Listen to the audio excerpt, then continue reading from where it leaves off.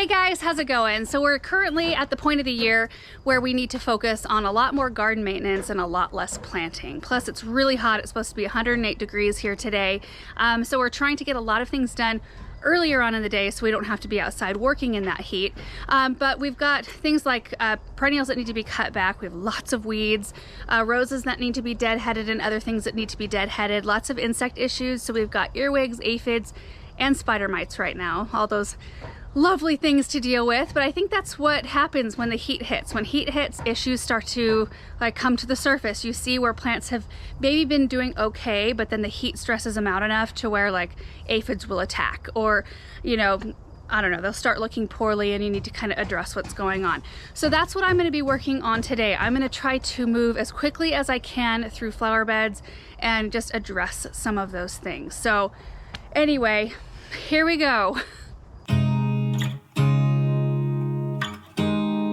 I started working in the chicken coop flower bed first because it's in the shade and comfortable in the morning. I needed to cut back a couple salvia plants. I took them back by about half, maybe a little bit more. This variety is called Indigo Girl. I love this one because the blooms are the biggest and darkest color of any perennial salvia that I'm aware of, and they perform really well in our garden. So I cut it back by about half or a little bit more, which will encourage a pretty quick rebloom. The other way you can cut back salvia this time of year is you can take it pretty close to the ground, which your results will be a fresher looking plant, but the rebloom will take a lot longer to happen. While I was cutting back the salvias, I noticed some earwig damage around the base of the plant. You can tell by just kind of almost a skeletonized looking leaf, they create very irregular shaped chew patterns, usually starting on the bottom of the plant, kind of working their way up, and they're night feeders. They do it at night, so you don't even see it happening.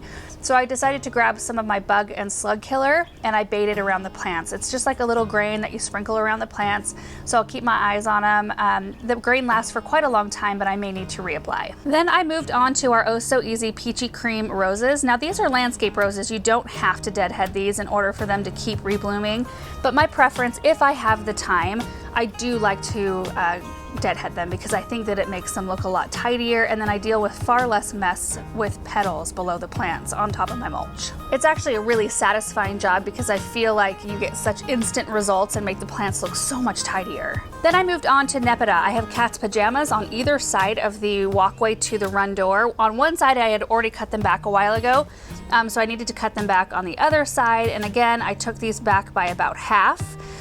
Right down to the leaf canopy. They had already started producing new blooms kind of lower in the plant, so I tried to avoid cutting those. After I do that, I try to bring the blower along and kind of clean up my mess because I always kind of drag stuff all over the place where I'm working. Then I needed to take after the Zephyrine climbing rose. This is a gorgeous climber, bloomed beautifully. In fact, it was our first year to do a really hard training prune on them in the spring. They looked like almost nothing when I got done pruning them this spring, and they rewarded me for it.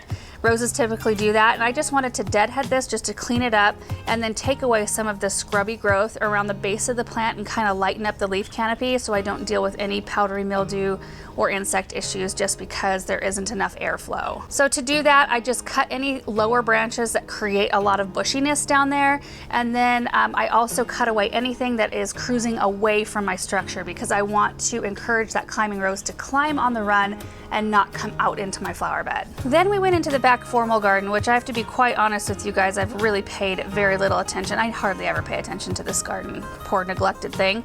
So I started by just weeding one of the borders, which was very easy because the drip system had just run, so everything was really loose. It was easy to pull them up by their roots, which is not always the case. Then it's Operation Free the Tricolor Beach from the Virginia Creeper. Holy moly, how did I let it get this far? I love Virginia creepers, you guys. They're not as invasive here as I think they are for some of you guys, so we can sell them. It's not a noxious thing in our area, but they do grow fairly quick. As you can see, I didn't even notice this happen. So it just crawled up this tree. The previous owners actually planted this Virginia creeper on a tiny little trellis that's completely bent over under the vine at this point. I think what I'll probably do is remove the vine eventually because I don't want this to happen again and I don't want to have to keep my eyes so close on it. But Virginia creepers really are a good one if you've got a fence or a wall you want to cover up quickly. They provide beautiful fall color, blueberries that are really pretty. Anyway, this was quite the job. I thought it was going to take a lot less time than it actually did. But it was incredibly satisfying to see that tree look like it was able to breathe again. And I cleaned up the flower bed below it. I had some fritillaria that I could hardly see anymore because it was smothered by the vine. So very satisfied with that job. I was able to pull most of the Virginia creeper by hand, and I also used my Felcos. I sheared the whole vine back to the original trellis, which is actually kind of hard to see in the end behind the tree, which is kind of what we want in this area. Then I grabbed a rake to clean up some of the smaller pieces in the graveled areas and underneath the tree on top of the mulch. Then I bring my blower along, and I'm able usually to blow off any lighter debris, so dried up leaves, petals, anything like that off the top of the mulch without removing the mulch. Then more weeding along our fence line in the back formal garden in the shade. It was quite lovely back there. And I'm honestly not sure why we haven't planted like a bunch of hostas back here, but I was talking to Erin about it while I was weeding, and I think that might be what I do next after our heat wave passes. And every time I start doing one job, I always notice other things that need to be done. Like I noticed a dry spot in the lawn, so I got one of our sprinklers out and got it set up. This lawn does have in-ground sprinklers, but they don't cover very well. That's one of the reasons why Erin and I would really like to redo this garden, and we have not focused very much attention on it in terms of planting a bunch of stuff, because we know inevitably it's going to change really for the better, so that it makes things easier on us and we don't have to worry about hand setting any sprinklers. So I'll let that go for a little while. Then I popped a Japanese maple up. It was one that I had in a container, I think, and I planted it along this back fence line and it did not thrive, and that happens sometimes. No big deal, just pop that right up. It wasn't even rooted in. And then comes the beastie job. This is Angelica. Don't know if you're familiar with it, but I started with one 1 gallon size plant, and it has turned into an absolute crazy beast of a plant, to where it kind of goes over our lawn. You can see once it's kind of gone away from the grass, it has created a bald spot in our lawn because it just hangs over it, and then it blocks the sprinkler water from hitting other spots in our yard. So then we have other dry patches. I think I am gonna try to dig this one out. I may even spray it if I have to.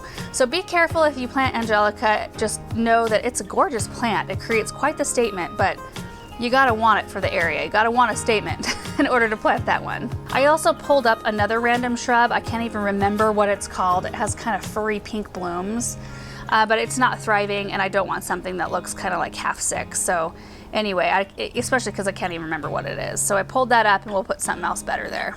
Oh, my grapevine looks so much better. Many of you guys ask where we have grapes. These were put in by the previous owner. There's like an arbor that they're growing on in this back flower bed, but they're just loaded up with grapes every single year, and I don't ever prune on them unless they come out into the grass. Like, I do not do best practices with these grapes, and they still thrive. And then I needed to pull up a bunch of Japanese anemone in this flower bed that keeps on coming back. This whole flower bed, it was originally all Japanese anemone, which looked great, and I love the plant. It looked great until about mid-July every year. And at that point, it was just like it couldn't handle the amount of sun this spot got, and they would end up kind of brown on the edges, crispy, and they just didn't look great for the rest of the season. It just wasn't a great spot for them.